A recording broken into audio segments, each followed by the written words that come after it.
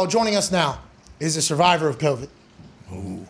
This man survived COVID. This man is the reigning, defending, undisputed MVP of the NFL. And on Christmas Day, he had a magical performance in which many records were broken as he beat the Cleveland Browns alongside his team, which seems to be tighter and better than they've ever been. Ladies and gentlemen, Aaron Rodgers. Yeah!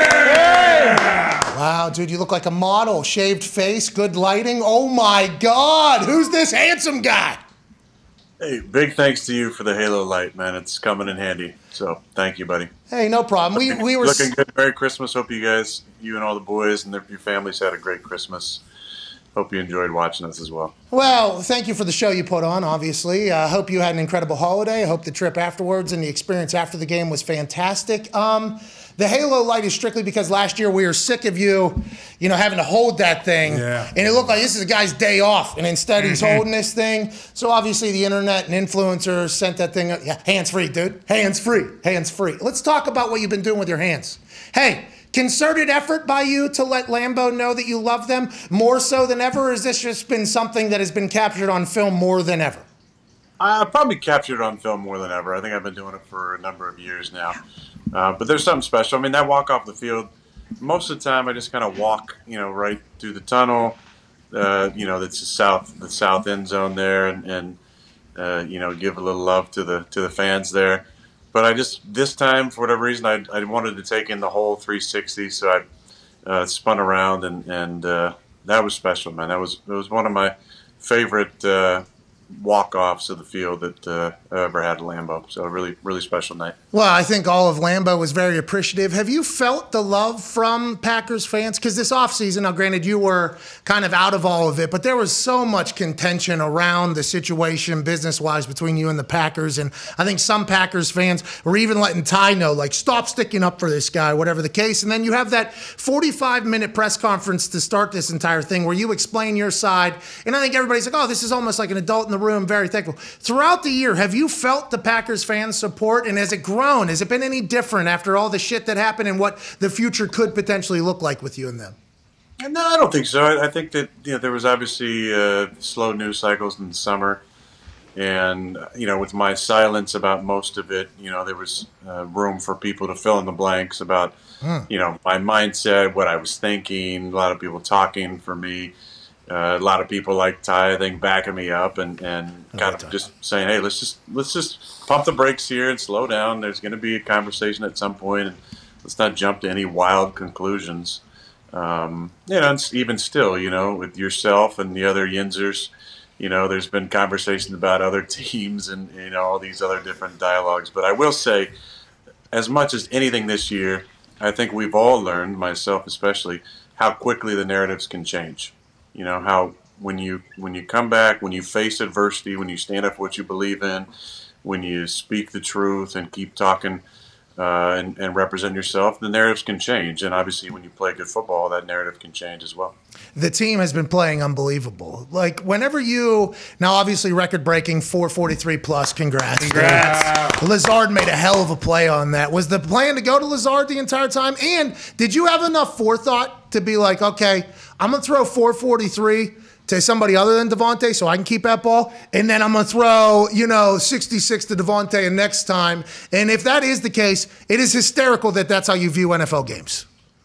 That's definitely not the case. I was teasing Tay. I hit him on that go ball, and he kind of got tripped up where if he keeps his feet, maybe he scores, and that could have been the record breaker. But then he said, hey, it's better for both of us. We both get to keep our record-breaking footballs. But no, I mean, I said after the game, the fun thing about this game is that the simplicity of it, and because it can be broken down in a complex fashion, and there's so many different people who get paid to break down football.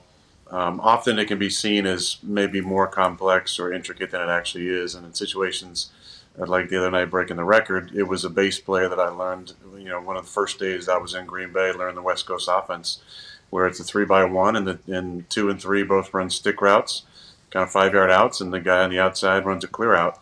And that was the play. I hit number 2, Lazard, based on the coverage. They were kind of doubling number 3, and he made a nice dive for the pylon.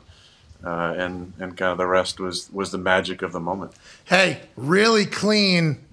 Really clean between you and him before the ball exchange. Have we talked about what that is? Is that you and Lazard's thing? What is this? Yeah, this is I'm rocking his sweatshirt, his ATT at the top, his brand. A lot of our guys and the guys around the league, have their own clothing lines, their own brand or whatever, and I love supporting the guys. I'm on this show wearing a big Bob Tanyan construction with his family construction sweatshirts, and he gave me another hat and a sweatshirt for Christmas. I'll probably rock one of these weeks as well, but I'm rocking this because I love Allen, and he obviously got the record breaker touchdown for us as well. So, but yeah, he likes to do the old make the triangle with the with the pointer and the thumb there, and that's kind of been our celebration this year. You and Lazard's relationship has built, kind of grown. We've seen it. And there's a lot of talk about, Aaron has to trust him, and great quarterbacks have to be able to trust their wide receiver. And there is no relationship in the NFL better than you and Davante. So Davante getting that record, and you said he's the best football player you've ever played with. Connor said, whoa, kind of a shot at A.J. Hawk a little bit. But, that is obviously what Connor thinks there. Is that back shoulder to Davante whenever, however, against anybody? Is that what it feels like? Because there was a couple throws, it was like, there is nothing anybody on the Browns could do. There was literally nothing. Is that just because of the years and years of reps, or what do you think it is? Was that why AJ's not on the broadcast today? Because he's about that comment? He's boycotting the show? He actually texted Connor to bring it up because it'd be bad for his brand to bring it up himself. So he said, fucking let Connor say this, and then Pat break the news to Aaron, and then I'll be back tomorrow. I'll get over it, I guess, like he beat COVID, by the way. Hey, congrats to him. He beat COVID. He's doing his thing. But, yeah, what is it about your connection with Davante you think that makes it so special? Because that is just an any time. Yeah, I think it, and we don't know what plays are being called, but it looks like there's a lot of just like, fuck it, Davante. And you guys have that ability to do it. What makes it so special, you think? Why and how?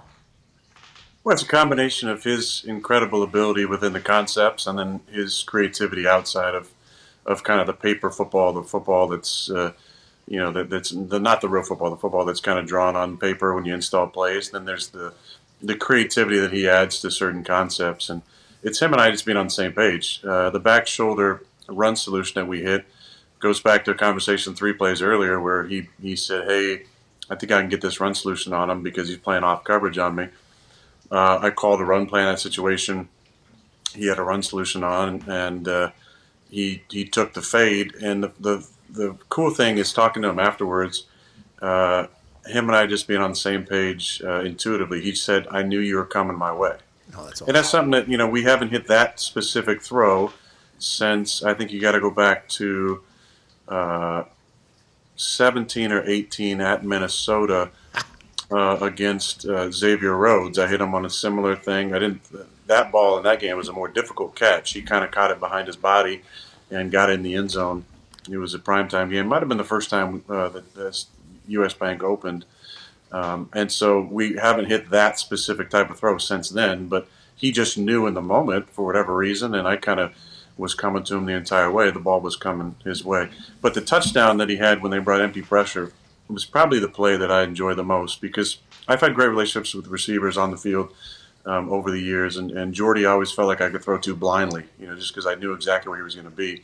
And Randall and I were able to mind meld in that way where I could just look at him and he would know exactly what I wanted. I'd give him a subtle signal that might be not a specific thing to do, and he would run exactly what I was hoping he would do. And in that situation, as Davante down there on the goal line, they brought empty pressure, and before the snap, I was looking over him, and he had a route that we call against 2 high safeties, where you kind of attack the mic and then climb. And it's a route that everybody around the league runs. We called it a trail for a long time.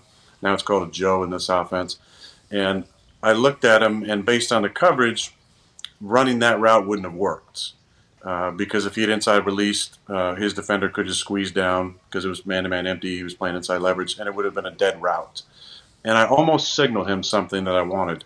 But I kind of looked over at him, and he looked at me, and just in that moment, I knew exactly what he was going to do and that there was absolutely no need to cloud any of our judgments and give him a signal. And sure enough, he freelanced on his own, went up, made a move on the guy, and it was that looks like an easy touchdown pass where there's so much mentally going on before the snap, and there's so many years of banked reps and trust that goes into that specific split-second decision to not signal anything. Whatever look that he was giving me made me feel completely confident that he was going to do exactly what he did. And then you have what looks like a really easy touchdown that actually goes back to years and years and years of conversations and plays in the field and banking those memories in your mind in order for him to make that decision and me to trust he was going to do that. Isn't that like the perfect depiction of what that record is, though? It's almost like the 66th touchdown being you two looking at each other and sending mental vibes to each other. And then for the record breaker for the most touchdowns between a quarterback and a receiver in Packer history, or maybe, I don't know all the records. I should have done more due diligence. We're learning every single day. I don't do enough. But that's like a perfect depiction, isn't it, of what you and Davante are? And is that why... the intricacies of that play, you just broke down. Like, well, he hits the mic, then he climbs, and there's 0, it's cover 2, we look at each other. Every single play is like that for you? Is it every single play there's always some sort of dissect happening? And is that the difference between guys like you and guys that play 1 year, 2 years of bad football? You think that is like the difference level between the football IQ of the quarterbacks, the greats, and then the ones that don't really make it? I mean, I think there's definitely something to that. I think the guys that can separate themselves are guys who can either make subtle adjustments or make things work in the moment that might not be exactly how it's drawn on the paper or how it's supposed to go. I think when you run robotic systems or have players who can only run what I call paper football, like what it looks like on paper, you're limited in the ability of your play caller to match up the call with the defensive call. And I think some of the best play callers have been able to do it for a long time and don't need a lot of adjustments. But there's time and a place, and that's what I always talked about, and that's what I was really saying when Matt came in, and there was all that hullabaloo about, audibles and all this other BS. And I just said, when you have years of experience and bank reps and muscle memory and an incredible recall, why would you not want to use that in those moments to take a play that's an okay play and make it a great play? To take a play that might be a throwaway on paper football and turn it to a touchdown and a tide-turning play. And I think the best players are able to make those subtle adjustments and to have those conversations. And I really feel like that's where you win football games. And that's where those plays come up. It's not in the moment or freelance or go outside the system. It's that we've had conversations about specific situations over the years and what type of route would work best in those situations.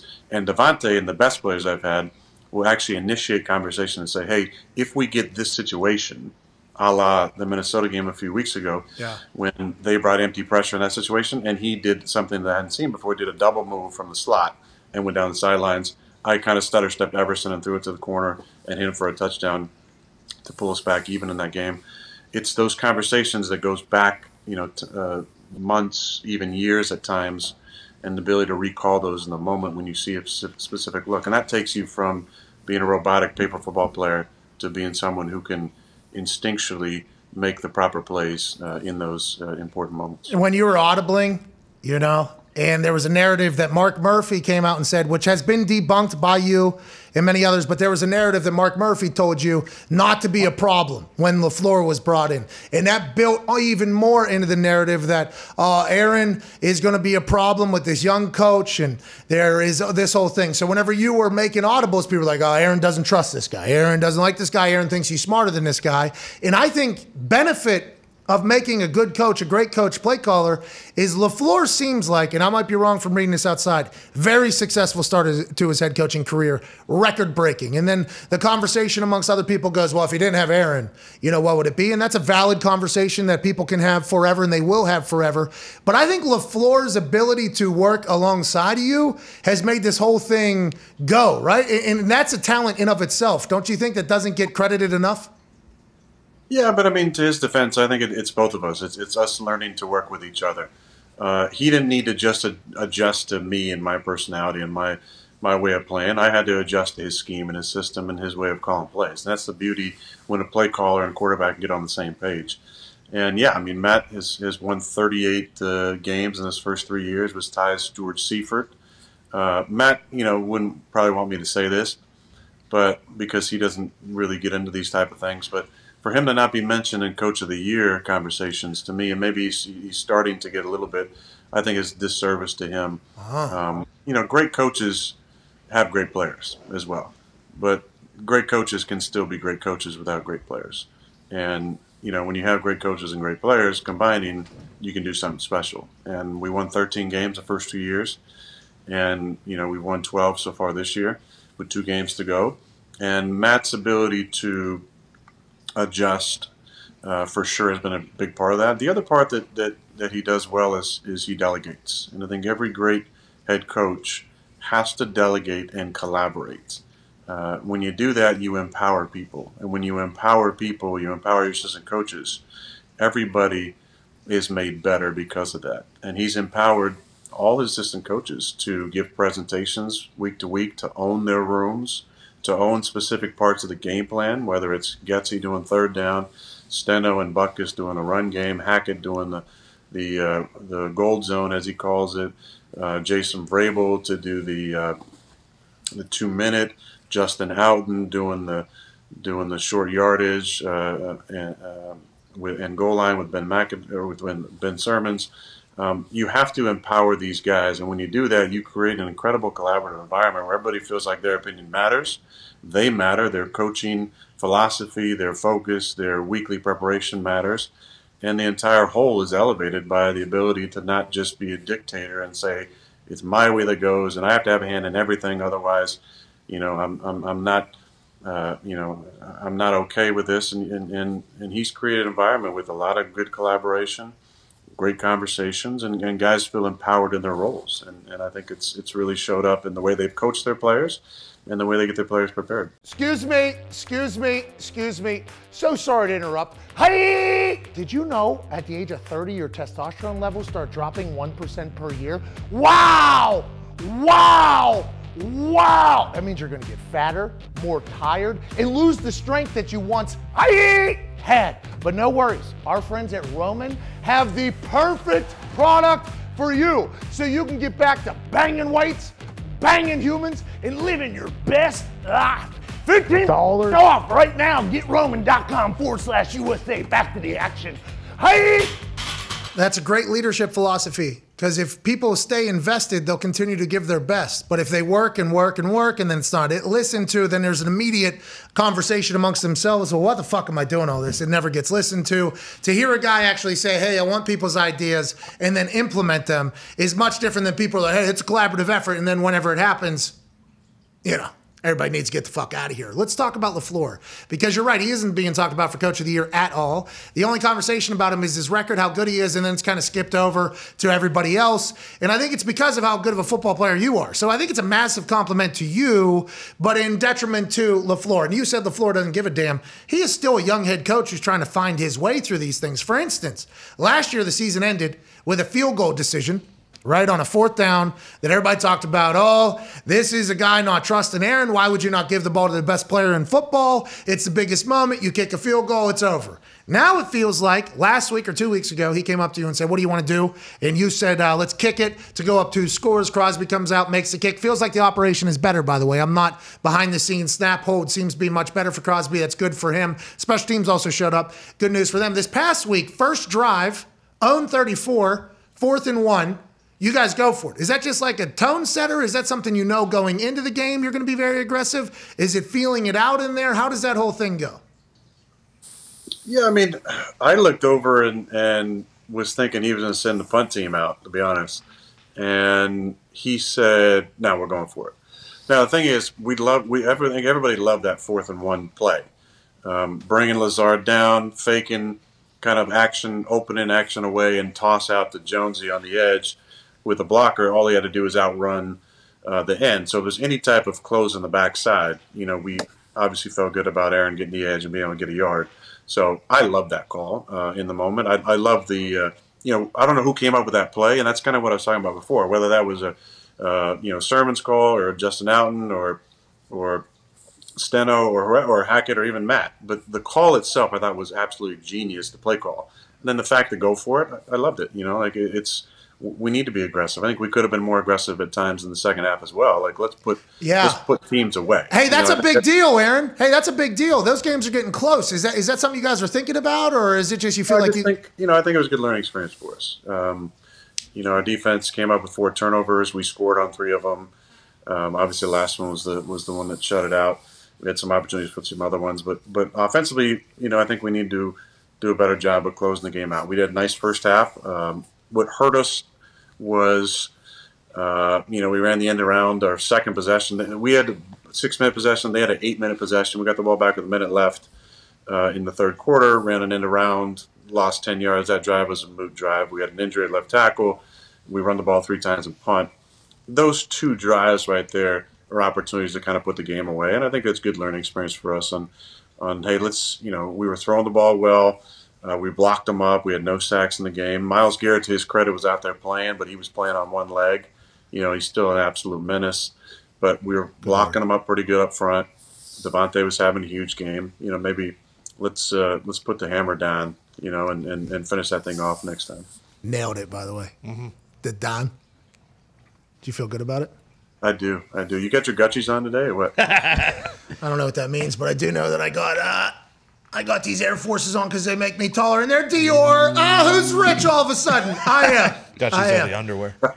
I don't know what that is. I do wear underwear, though, and to be honest, you just taught me something about Pittsburgh, which will stir an entire conversation, I assume, once again, and we will have to get to that in the future. But I do enjoy the self-awareness from the team. Hey, we can't be letting these games get as close as they're getting. It's been happening a couple times, and maybe that's what bit you in the ass before. Does it feel like this team's better, closer than the last couple years? Because it looks like it from outside in. It looks like you guys are closer, tighter than you've ever been. Obviously, the Bakhtiari socks, the big draft's got to be coming back at some point. That captivated the entire internet. It was beautiful, very well done. Nobody asked me about it, though. Why? Why'd you do it? I was so disappointed about it. I'm glad you brought it up on the show. Here we go. That was part of a Christmas present from the Bakhtiaris. Dave, in his trolling ways, said, "You won't wear those on game day." I said, "Yeah, I will." He said, "You'll get fined." I said, "Maybe." I said, "But you'll pay my fine, right?" He said, "Yeah, sure." But he didn't think I was going to wear them, so I put them on a pregame. And I walked in the training room and saw him. He was getting some treatment. I pointed down at my socks. I said, "Hey, you see this?" Now, I was fully 100% prepared. If things didn't go in the first half, I was going to take those things off. Sure. But, I threw 3 touchdowns in the first half. We got rid of the 2 records we wanted to break. So I felt pretty good about rocking them in the second half. And to be honest, though, from a friendship standpoint, and this is what I wanted to say if somebody asked me about it, I also wore them, not just because I love Dave and he's a troll, but I wanted Dave to be out there with me. From a sentimental standpoint, he's been such an important part of my success, and he's been such a rock at left tackle for so long. It felt good having those on, 1, because it's something different, and Dave didn't think I would do it, but 2, because I really care about Dave a lot, and it felt like he was out there with me on the field, even though he hasn't played this year. But I wanted him out there with me when I broke the record. Well, that's incredible. And by the way, that type of shit, doesn't happen everywhere. That type of camaraderie and bond is something that propels you to greatness. So much so that Ty, because AJ's not here, actually wore AJ Hawk socks today. You know what I mean? He actually wore the AJ Hawk socks because, Ty, you wanted AJ to be here with us today. Yeah, here in spirit. Yeah, he is. He's here in spirit right here on his shin. Mm-hmm. Same company, by the way, that did your Bakhtiari socks, sent us 100 of them to this office, and then on the top said, "Open before today's show." And I'm like, well, don't tell me what to fucking do, first of all.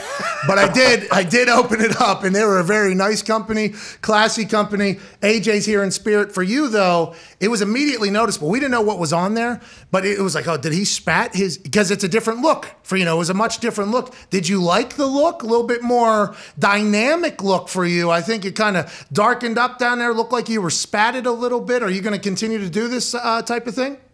No, I don't think so. I think that's a one-time thing, right, for sure. I feel like my look, and I've gotten, over the years, a lot of my teammates have, trolled me about, swag and what swag actually, essence, is and looks like. And and how my uniform, with the loose sleeves and single chin strap, it might not be the best look, but this is my look. I've owned it for a long time, and I'm gonna keep rocking it. And I look forward to maybe bringing the turtleneck back if the weather yeah. will do. True swag is you're owning your inner essence, a wise man once said. Wise man also has said a lot of things about the current world we're in, and wise man, current MVP of the NFL. Big brain on you. You mentioned it. I think at this point in your life, you have realized it. I don't know how long it maybe took for you to accept that you just have a big ass brain and you're going to view the world differently. And usually the people that are at the top of their professions, probably a little bit different thinking than everybody else to begin with, should always be heard and listened to because there's a reason behind everything. Right now, Carson Wentz just ended up on the COVID list. Mm-hmm. It's all right.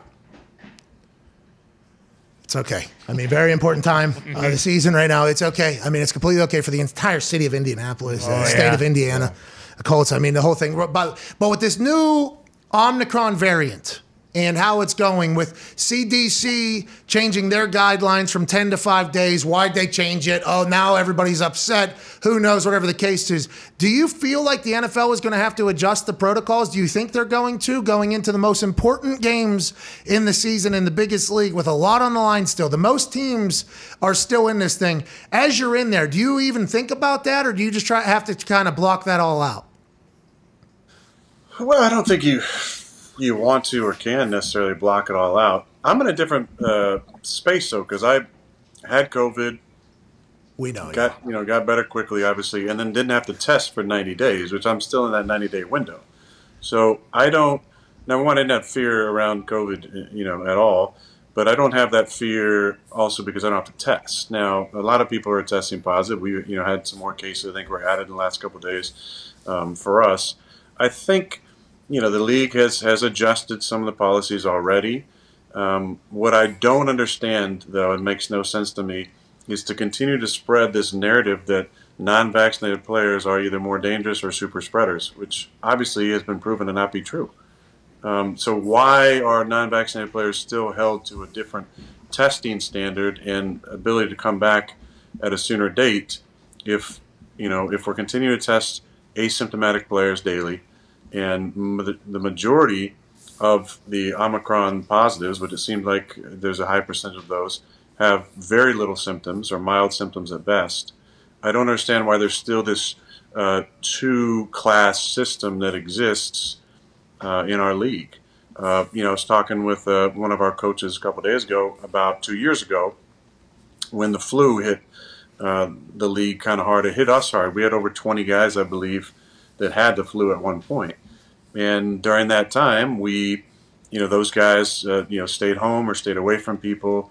And, if they were able to play, if their symptoms receded enough, they played in the game. And those that didn't stayed away. And you were smart about it, and you reported symptoms when you had symptoms. But it seems like this is very similar. This variant is very similar to the flu that we experienced a couple of years ago. So why are we still having this two-class system and pushing this narrative that the facts of whatever science we're using here and how it's changing all the time, it doesn't really back it up.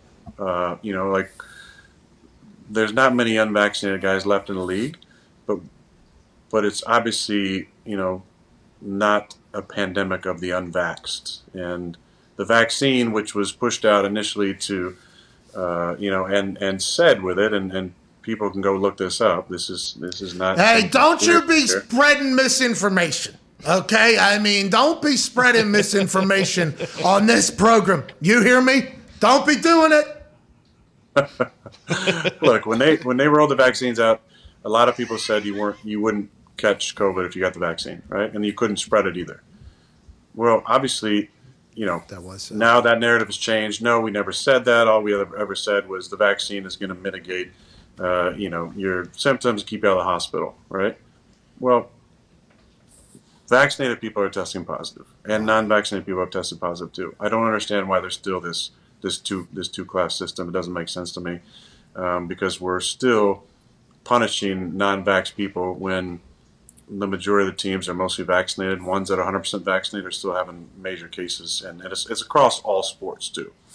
Yeah, so the NFL is, by the way, thank you for speaking on that. I'm going to catch, ricochet shots for you speaking on that. This is Aaron's Truth. We got a doctor coming on tomorrow, by the way. Oh. Dr. Drew's on tomorrow. Here we go. Yeah, Dr. Drew's on tomorrow. Yeah, Dr. go. Drew. He's not just the love line guy. No. By the way, he's an actual doctor. Yeah. So I'm going to ask him, questions to kind of clear this whole thing up. But I think Pat, I've gotten accused of spreading misinformation when I talk about the treatment plan that I used to get better. That's been used by a number of people and doctors. If you watched Dr. McCullough on Rogan, he's a cardiologist, epidemiologist, he goes at length to talk about, and he's double vaxxed. He talks about the treatment plans that he uses with people. I think one of my issues, and I've brought this up many times, is one, they don't talk about the fact that guys are getting better using this. People are getting better using these things. That's fine. You don't want to talk about that. But how come in a league where we're seeing 51 guys on the list yesterday, 100. There's still zero conversation, at least publicly, around treatment options for people that test positive? I do know behind the scenes, this is 100% true. There are many teams who are using or recommending a lot of the same treatments that I got for their players. So Dr. Joe Rogan? There's treatments being talked about behind closed doors, but publicly I don't understand why we can't talk about treatments. And because I think it needs to be not just talked about with the NFL players, but with the rest of the country, that there are ways of, whether it's Delta or Omicron, it seems like there's not a lot of major symptoms. But if you have Delta like I did, there's treatment options that actually help. And if you don't agree with the ones I use, well, let's come up with some other ones. Instead of sticking a person, putting 10 days in an isolation, and not able to see anybody and zero treatment options. To me, that's just, if science can't be questioned, it's not science anymore. It's propaganda. Ooh, wow. You're going to start some shit. That's a deep statement. The truth. I mean, when somebody comes out with a scientific study, right? What do they always say? They say it's a peer-reviewed, right? What does that mean? It means that people in the same field have gone through it and questioned the hypothesis and questioned the research and looked it up to see, does this research stand up? That's what science is all about. It's about forming hypotheses, questioning those, testing those, and then releasing the results.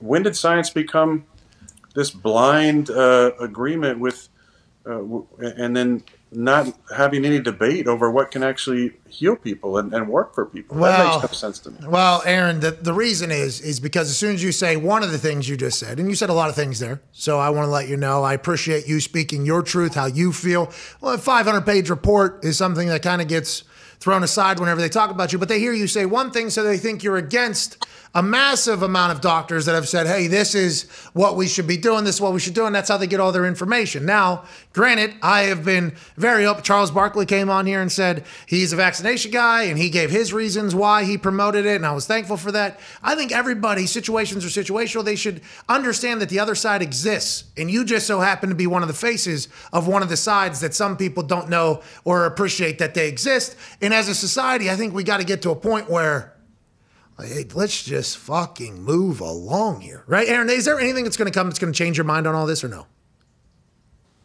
Look, I think at the core is that I don't have a problem if somebody gets vaccinated. Okay? That it's your body, your choice. Hey, I'm vaccinated, by the way. I'd like to let everybody know. Awesome. You made a decision you thought was in your best interest. And I researched, and I have other issues. I'm talking about my allergy, to the mRNA vaccinations. But I made a decision that was in the best interest of my body. Yeah. And that's what it should be. There should be the freedom to choose what's in your best interest, not, mandates sweeping that disregard people who have pre-existing conditions or compromised immune systems, autoimmune diseases, or allergies to ingredients in the vaccine. That puts you in a whole different category. And that should be okay. And also, it's you're making decisions for your body. What I don't understand is vaccinated people blaming non-vaccinated people because the vaccine that they took to avoid getting the virus didn't stop them from getting the virus. Well, I want to let you know that you probably are going to get a lot of mentions about how much they hate what you feel, but I feel like you've been very consistent. You've been consistent, though, Aaron. I'm sharing my opinion. I'm not a doctor. I get it. That's what people hammer me most about. But I consulted with a number of doctors, MDs, naturopaths, homeopathic doctors, and figured out what worked best for me. Okay? I'm not some uneducated person who's throwing stuff out there. You want to rip on me because I took horse dewormer and whatever else you want to talk about, that's fine. But I also got better in 48 hours, and I had symptoms. Hey, do you ever think about some of these blue check marks that are attacking you? Because I get attacked alongside of them. You know, I get attacked for, allowing my platform to be used in a fashion, blah, blah, blah, blah. Do you ever just want to sit in a room with no audience, just you and them, have cameras on, and just do like hey, I'm such a dumbass. Let's go ahead and just have a fucking 10-hour conversation here. Do you ever think about that? Is that something you want to do, or in the middle of the season you can't dive into all of that shit? Well, most of these people have absolutely no following, and they come after me, and there's zero retweets or likes. I mean, they're less than like double-digit likes and retweets. Yeah, you're in the pettiness of Twitter. I like it. Let's go. So it's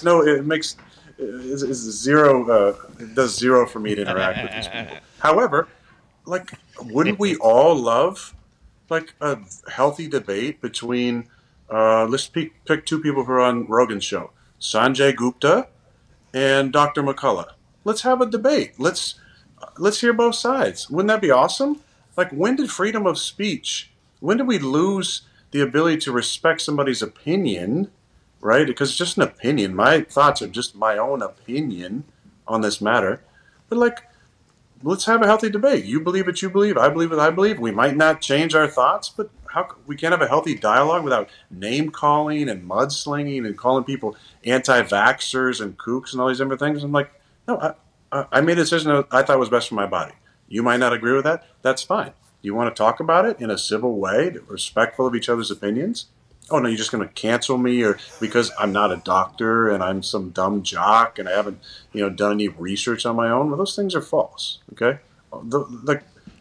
You want to have a healthy debate? I love it. I love debates. I don't want to debate any of these, fake blue check markers so don't get any, any retweets or likes on their posts. Nobody gives a shit what they say. But yeah, would I like to have a conversation with both Sanjay Gupta or listen to a conversation between Sanjay Gupta and Dr. McCullough? Of course. It'd be educational. I'd love it. It'd be great. It would be awesome. We need more conversation between, it's not just vaccines, not vax. It's every side of these binary systems that are set up in this country. Like, why would we not want to have more conversation between people who believe one thing, somebody who believes another thing? How are you ever going to understand your opinion better unless you hear both sides of an argument? And that's what I would say to people who want to hate on me or discredit any opinion I have about the vaccine is that I've done research on both sides.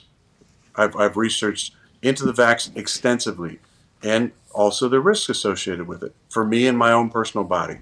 And I made a decision that was in my best interest. You don't like it? That's fine. I didn't endanger anybody. I take care of myself. I tested every single day.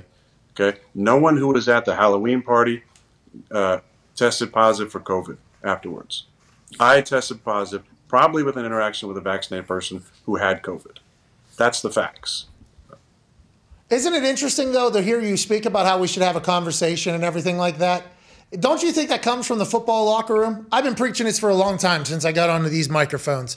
And so I was very fortunate to be in an NFL locker room and a football locker room. Because the good part of a locker room is it's a melting pot of people with ideas, opinions, backgrounds, life experiences that have got them to one spot. And you have to be able to talk about those things, still remain brothers, and attack a common goal. I think the goal would be for the rest of the world to act more like that. And I think that's why you're much more empowered to listen to other people's opinions and ideas, because in the football culture, you're forced to do so and then line up alongside of them, and your success is dependent upon them, and you can go about your life. And I don't know if the real world is ever going to be able to do that. I hope they are. Now, let's move along a little bit, okay? And I'm sorry I got you back in that rant there, but I think with the protocols and with the amount of players that are out right now in spot testing via IQVIA, a $51.8 billion analytics and medical research company is the ones deciding who's randomly tested, that's vaccinated, boosted, and maybe even had COVID before. And if they're asymptomatic, they pop, they're out for the game until they can test negative. It's just there's a lot going on in the NFL at the highest level right now. It's absurd. Real life is kind of linking in there. Speaking of real life, you said at the end of that last game, you did a full look around, at Lambeau. You took it in, 443 plus, 66 to Devontae. Hey, I love you guys around here. When do you think the future thoughts happen? After the season? Because I remember my rookie year, we were on a run, and it was maybe week 15, week 16, and at lunch, I accidentally asked Peyton, just accidentally said, hey, when do you start preparing for, the offseason? When should I start thinking about and Peyton said, when the fucking offseason starts. Hey, do not be thinking about the offseason right now is what he was telling me, and it was awesome. He didn't say it in that exact fashion, but it was basically like, you idiot. Do not ask me that question right now. We are in the middle of a run right now. This is focused on football. Granted, there's a lot of life things happening in this current NFL that wasn't happening then with the vax and everything like that. But in the future, is that something you have slotted to think about after the season? Are you doing it while you're enjoying these moments with your teammates and with LaFleur and seeing how things are going? Is it just like an accumulation? Call back to draft day. Is it accumulation of opinions, or do you have a time set for that, you think? I mean, not a specific time set, no. I don't know how you go through the season and not think about all of it, past, present, and future. I mean, that's part of the daily thought process is recalling the memories when you're with your current teammates or former teammates. You're talking about the past, and you're talking about the great memories you had. When you're with your current ones, you're talking about what's going on, right then and there. This season, these moments, this week, who we're playing. And, when you're sitting alone by yourself, sometimes you start to project out and think about what the future is going to be like. And what do you want that future to be? So it's constantly in and around the mind. And it's not really it's not like the half dozen potential options that are happening. It's what does happiness look like in the future? I think that's the thought process. It's not a specific place, a destination, it's what's going to make me happiest moving forward, and it's moments like the other night. You think about how special those moments are, and I think it makes you cherish them and treasure them a little bit more because those are the special ones, 20 years down the line when you're, sitting in a rocking chair thinking about the good old days. The happiness thing, it's like, how do you define it? Because there's so many people that are, like Rappaport will take a guess on what he thinks is happening with you. And he's an insider, and he's got sources all around every single building. And the way it's kind of unfolded, it's like Aaron I don't think it's like $50 million. I don't think it's the money that Aaron needs. And then they're like, well, he wants to be heard. It was like, well, respect should be something that should be happening to somebody his level. I think the world is trying to guess what would create your happiness. And I assume you're probably doing a lot of the same thing right now, huh? No, I mean, I feel like I know at this point, when I'm most happy. And that's why, I say I love playing, because that is a happy place for me. On the field, that's my environment. I love being a part of a team. I love being expected to play great. I love the opportunity for leadership. That's really special to me. I also know how fleeting every single year is. I said it, I think, at one point in the locker room after one of the games, like how special this time is, this moment, because this group of people will never be together again. This specific group of people. Every single year there's changes. Players, coaches, personnel, support staff, people retire, people move on, people get cut, people get traded, people sign somewhere else. But this moment is the most important moment because this group will never be together again. I think that allows you to stay in the present a little bit better. And when I say that, I don't have any reference or any I'm not being cryptic about my future. I'm just saying that I'm just trying to enjoy this moment as much as I possibly can. And, the conversations and the things that impact my decision moving forward have been happening from the off season through every day of the season, and all the little things that have happened, become important in making that decision to keep playing, to play here or figure things out otherwise. But the most important thing is to stay present. When you're staying present, you're not thinking too much about the past or the future, and allows you to just enjoy each individual moment, I think. Hey, good luck finding continued happiness, man. I'm pulling for you. You're not going to hear that from anybody else, I don't think, and genuinely mean it. I genuinely hope you do, because I think 17 years, you've been going to Green Bay, Wisconsin, and a player that has been described the way you've been described, whether it's you as a person or as a player, to go to hibernation in Wisconsin, in a very cold place. I don't think a lot of guys your caliber would stick around in Green Bay for as long as they have. Love Green Bay as long as they have. Feel as much pride that you've had for there.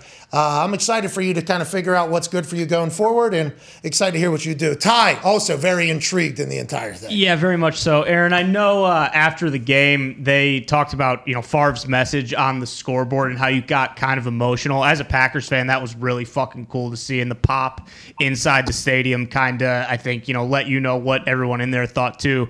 And I know you've talked about your relationship with him growing over the years big time, but did you ever see a moment like that happening when you first got to Green Bay and all the reports were, that you guys' relationship was super icy and he didn't want to have to, kind of bring you along? Like, did you ever envision that moment actually happening? And have you talked to him since then? No, is the answer. I never did. I think that I was always just trying to stay in the moment back then and keep my head down and get better. And you don't think about the possibility of playing for such a long time for one franchise. It's just so rare in sports. I said after the game, and I think it never gets old to say, but I was in a room for 3 years with a better player than me for the first time in my career. And I got to see what greatness looked like up close. I got to see the difference between his game and my game and how I needed to improve to get better. I got to see a leadership style and take some things from it that I liked and make notes about things I want to do slightly different, which you should, whoever follows me, that's the advice I would tell them. Like, don't be me, be yourself. Whatever. If you like things that I did, work those into your game. If you want to do things differently, do things differently, because people follow authenticity, and they'll respect you for being yourself. Everybody else is taken. There's no better person to be than yourself. And I'm fortunate to be able to play behind Brett for 3 years. I learned a lot of incredible lessons and some great fundamentals working, behind him, working with Tom Clements and Mike McCarthy and Joe Philbin. And that was meaningful time for me. And I think as a young player, when you're playing with one of your heroes, you got this idea that we're going to be best friends and we're going to be hanging out all the time. And that's just not a reality. And I think it's good to have that perspective going back and seeing things a little differently, seeing him differently. And as I've been able to kind of rewrite some of those stories in my own mind, it gave me a deeper love for him and appreciation for him.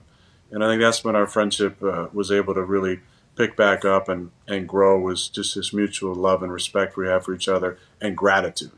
I looked at that time not as like 3, years where I wish we were more, closer, or, we could have been best friends, and I wish he would have taught me more. Instead, I look at it like, I'm so thankful for that time. If I hadn't had that time, how would I have ever known firsthand what it looked like to be great in the NFL? If I hadn't had that time with Brett. And I'm eternally grateful for those 3 years. It's not for everybody. The quarterbacks don't sit that long anymore. But I'm thankful that I had those years to grow and to better myself and to play behind a legend, because it set me up for the career that I wanted to have and that I've been able to have. Thank you, Brett. Thank you, Brett. Thank you, Brett. I mean, getting to watch you guys down in the Bahamas at that golf tourney where Brett had Popeye. Yeah, his he forearms. hit a ball 400 yards, I think I saw. Sorry.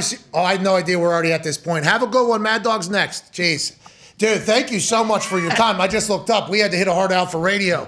Oh, my God. I did not know we were 52 minutes into this already. Holy shit. Thank you, Aaron. Thank you, Aaron. Let's get to the book club, huh? Because we missed a week last week with the short week, and let's get you back on your off day. You got a big time Sunday night football matchup in Lambeau against a division rival. Let's let you get back to the film. But before we do that, ladies and gentlemen, it is time for the book club that swept the entire universe.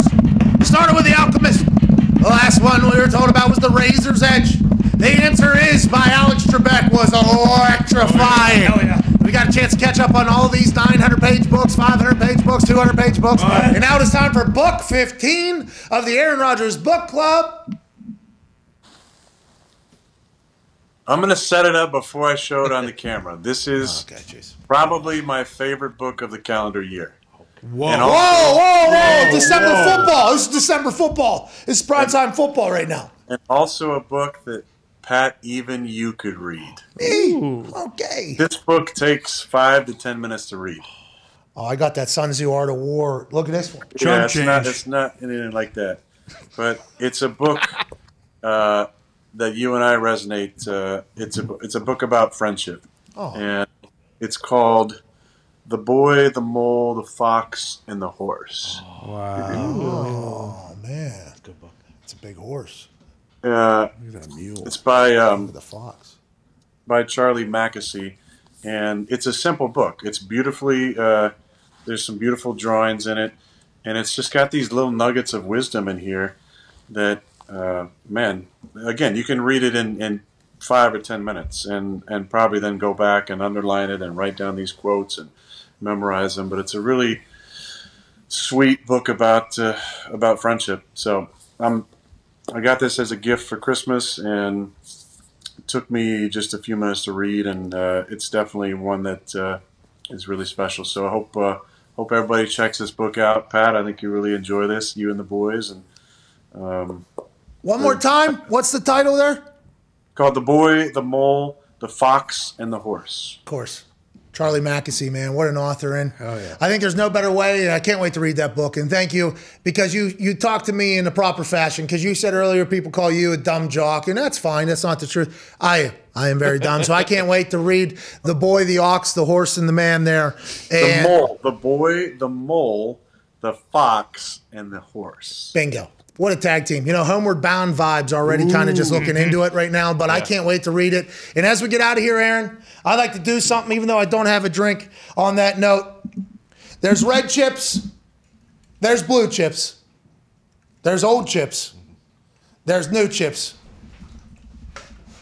But there's no chips like friendships. Cheers to you, dude. Thank you for everything, man. Can't wait to read the book. Have an incredible Tuesday. We'll see you next week. Good luck on Sunday Night Football. You're the best, ladies and gentlemen. Thanks, boys.